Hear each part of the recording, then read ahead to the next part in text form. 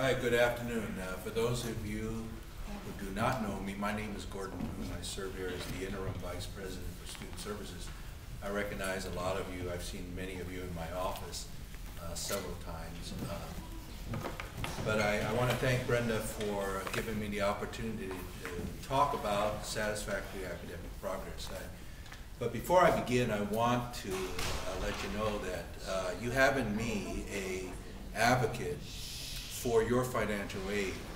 And I say that because I think there's two parts of my own upbringing that and my work experience that I want to share with you that ties you in with me in financial aid. First of all, I went through college on financial aid,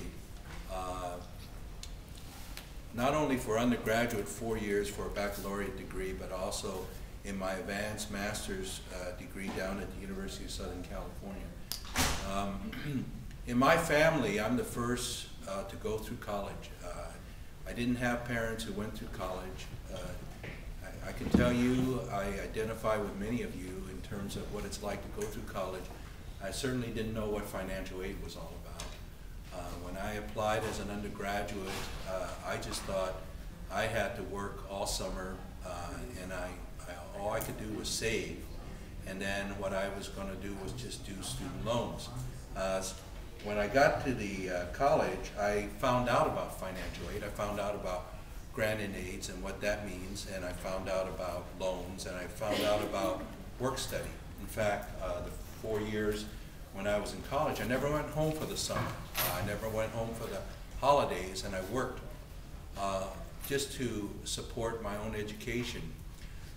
So that's one aspect I want to share with you. So I know what it's like to have to live from financial aid check and paycheck and to watch it go into the tuition column. And it's costly. But you know, you have a financial aid duration, and that's something I want to share with you. From here through Berkeley City College up through your baccalaureate degree, if you plan to continue, it's important because there's a definitive lifeline on financial aid, and you can't use it all up. And that's why you need to save your loans for later when you go into upper division or if you want to continue into graduate studies.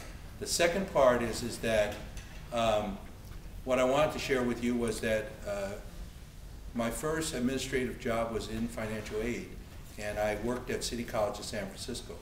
And we had 6,500 students. This was back in 1984. We had 6,500 students on financial aid, and we were dealing with about $8.5 million of financial aid. And with the federal government, you can only have a margin of error of plus or minus $1. So that gives you the context in which the federal regulations and how important it is in terms of why all these documents are occurring.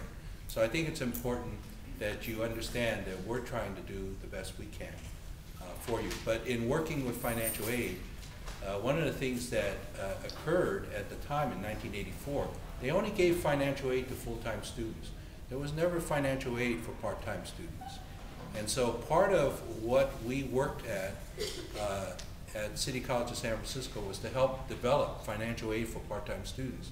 And that's why you see that you have a chance to go to attend college at a full-time basis, a three-quarter-time basis, and a half-time basis. You need to decide what works for you and for your family. And then follow that plan, and we will help you here at Berkeley City College.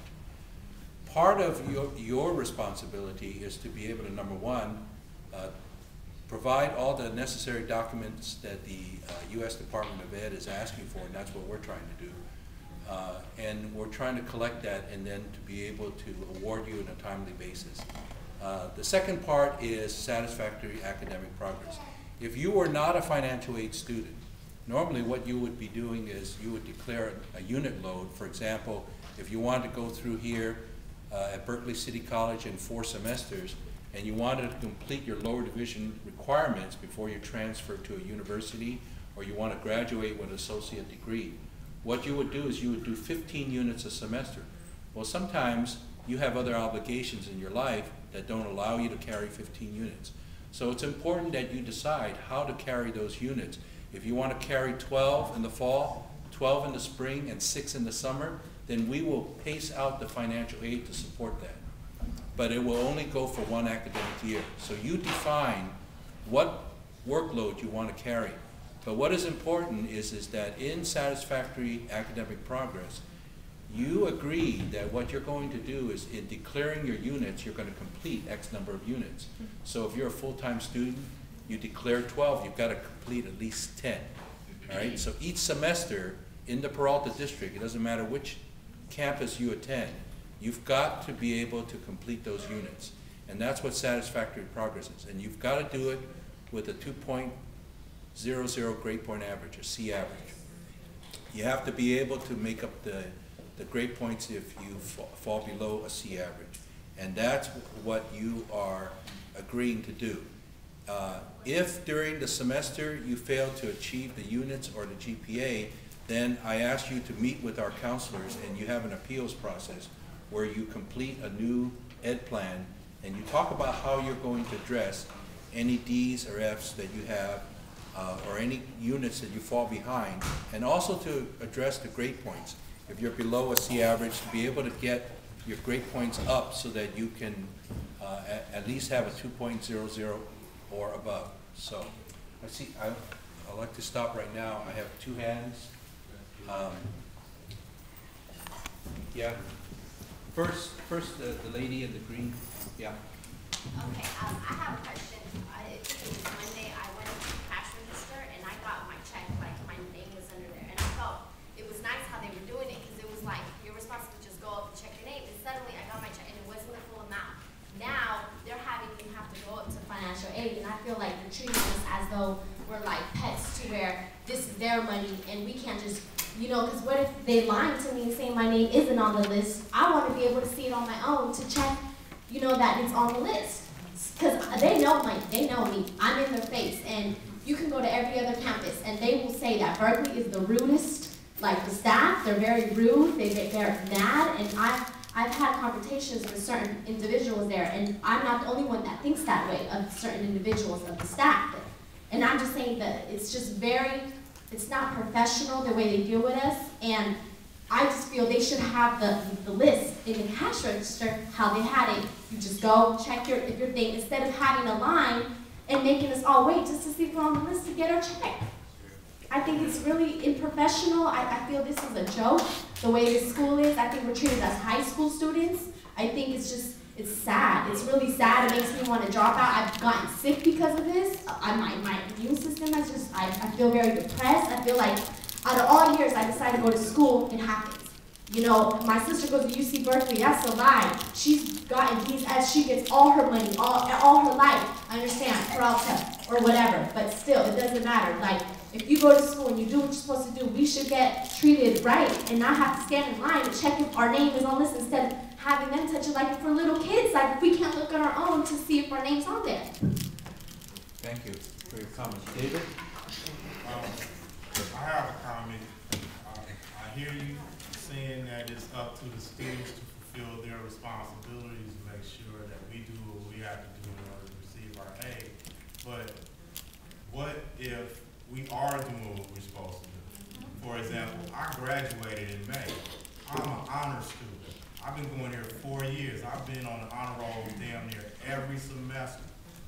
And why am I having to wait? I've more than fulfilled the requirements for a student. Yeah. And I'm pretty sure I'm not the only one sitting in this room right now that feels that way. My thing is, why do the continuing students that you can see through their transcripts that we have been consistently coming to school, we've been consistently making the grades, and we've been told that we have to wait. We're not just waiting for financial aid, we're waiting for staff loans too. We're waiting for the Cal State grants that we haven't even gotten. Semester will be over in 5 weeks. I already got accepted to East Bay next semester, but I'm still waiting on my money for this semester. I'm a single parent. Why should I have to wait? I did everything I'm supposed to do. And I was told that my file was completed way back 3-4 months ago. And I stay on top of my paperwork.